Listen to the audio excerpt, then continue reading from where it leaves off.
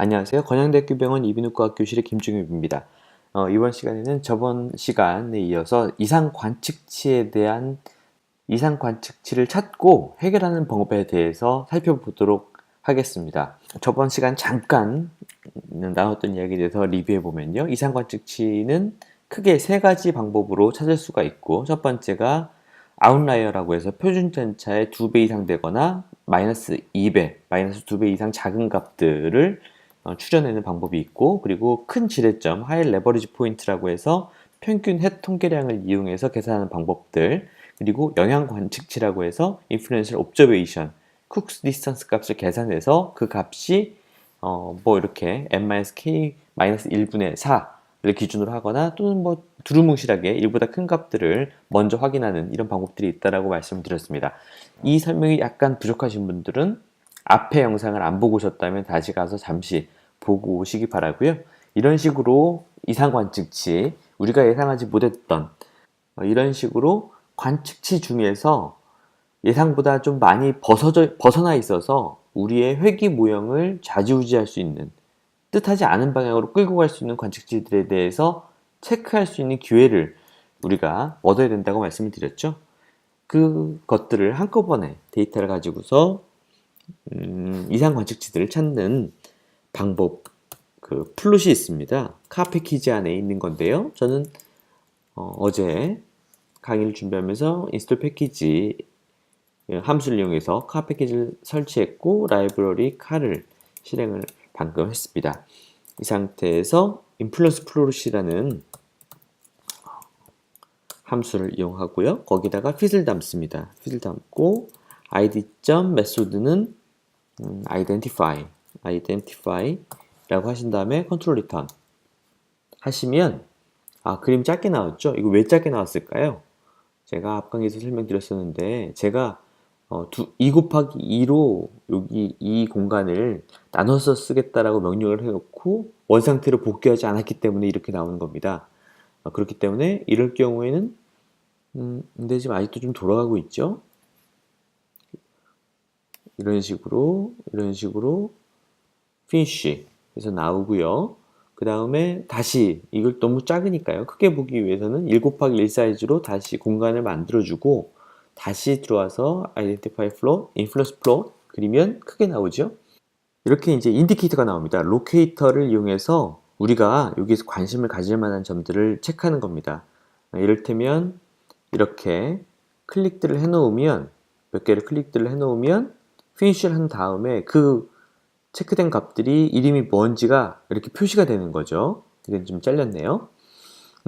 이런 식으로 확인하는 함수인데요. 이 그림이 너무 함축적으로 우리가 지금까지 저번 시간에 말씀드렸던 이상치와 큰 지뢰점, 그리고 영향 관측치를 모두 표현하고 있어서 너무 좋습니다.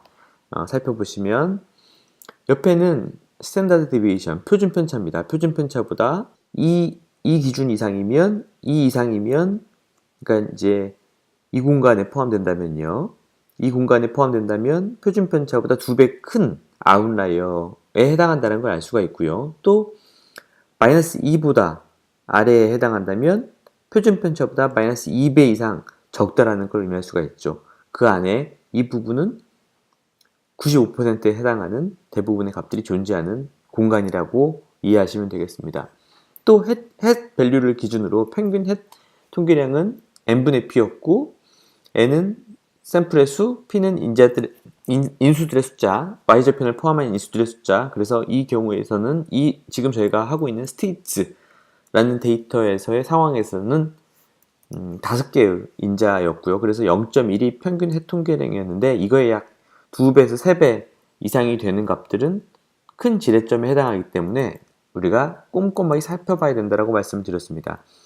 그래서 0.1보다 2배, 3배인 0.2, 이 선을 기준으로 우측에 있는 이런 점들에 대해서 우리가 관심을 가져야 된다는 걸 X축에서는 확인할 수가 있습니다. 그리고 원의 크기, 원의 지름이 의미하는 게 바로 쿡스D입니다. 여기서 쿡스D는 사실 n-k-1분의 4라는 이런 값을 기준으로 이야기해야 한다고도 뭐 이야기하는 통계학자들이 있지만 그냥 크게 보이는 값들이 관심을 가져야 된다고 생각을 하시면 이해하기 쉽습니다. 여기에서는 이미 지금 네바다라는 게 있고요. 그 다음에 하와이 이런 것들이 조금 커 보이네요. 하와이도 뭐 그렇게 이 정도면 예 그래도 한 세 번째 정도는 되니까요. 이렇게 세 가지 정도는 쿡스 D라는 값을 기준으로 우리가 한 번 더 눈여겨봐야 되는 관측지들이다. 이렇게 이해하시면 되겠습니다. 아까 제가 뭐 그냥 큰 덩어리들만 찍었으니까요. 우리 다시 한번 그려보고요. 로케이터를 누르면 이 값들을 로케이터로 우리가 관심을 가져야 될 값들을 체크를 해놓으면 나중에 피니쉬를 한 다음에 그 값들이 어떤 이름을 가진 관측치인지를 확인할 수가 있죠. 먼저 아웃라이어에 해당하는 이 값, 그리고 아웃라이어, 이것도 아웃라이어에 해당한다고 뭐 선상에 있으면 확인을 해야 될까요? 안 해야 될까요? 여러분 마음입니다만 굳이 확인하지 않을 이유가 없겠죠.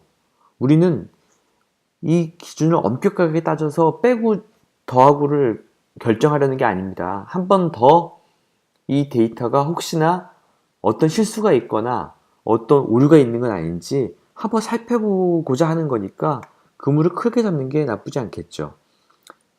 스탠다드 데이비에이션 기준으로 아웃라이어를 체크를 했고요. 그 다음에 평균 햇 밸류를 기준으로 큰 값들, 0.2보다 큰 값들을 체크를 해보도록 하죠. 네. 이런 값들이 햇 밸류 기준으로 하이 레버리지 포인트에 해당하는 값들이 되겠습니다. 그리고 영향 관측지 쿡스 D 값이 큰 값들을 클릭을 해보면요. 이 친구 뭐 중복돼서 체크가 됐겠지만요. 그리고 이 값, 그리고 이 값들이 있겠네요. 이렇게 한 다음에 피니쉬를 누르시면 지금까지 우리가 클릭했던 얘가 지금 내용이 조금 잘리는 것 같습니다. 내용이 좀 잘리는 것 같은데요. 그 이외에 우리가 클릭했던 점들은 워싱턴, 뉴욕, 캘리포니아, 하와이, 로즈아일랜드, 네바다주 등이 우리가 관심을 가지고 다시 한번 내용을 살펴봐야 되는 값들이란 걸 알 수가 있었죠. 이 녀석이 이름이 좀 잘리는 것 같은데요. 이 녀석 이름을 다시 한번 확인을 하기 위해서 먼저 이렇게 하고 누르고 피니쉬를 한번 눌러보겠습니다. 알래스카였네요. 네.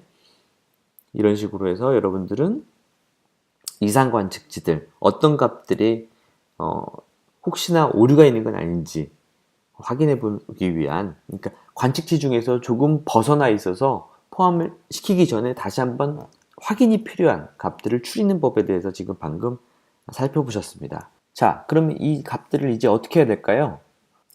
무조건 제거하시면 안 됩니다. 뚫어져라 쳐다보면서 혹시나 있을 오류는 아닌지 그리고 우리가 여기에서 또 뭔가를 거꾸로 굉장히 중요한 데이터일 수도 있어요. 가장 흥미로운 그리고 가장 관심을 가지고 디스커션에서 우리가 많은 이야기를 나눠야 될 포인트가 어쩌면 이상 관측치에 포함되어 있을 수도 있습니다. 그러니까 절대로 이상 관측치를 제거를 위한 목적으로 사용하시면 절대 안 되고 검토를 위한 목적으로 사용하셔야 된다는 이야기로 이번 시간 좀 짧게 마무리하도록 하겠습니다. 다음 지금 나중에 유튜브나 그리고 블로그에서도 검색하시기 편하게 하려고 강의를 조금 잘라 가겠습니다. 이번 강의는 조금 짧네요. 바로 다음 영상에서는 회귀 모형을 교정하는 방법에 대해서 살펴보도록 하겠습니다. 경청해 주셔서 감사합니다.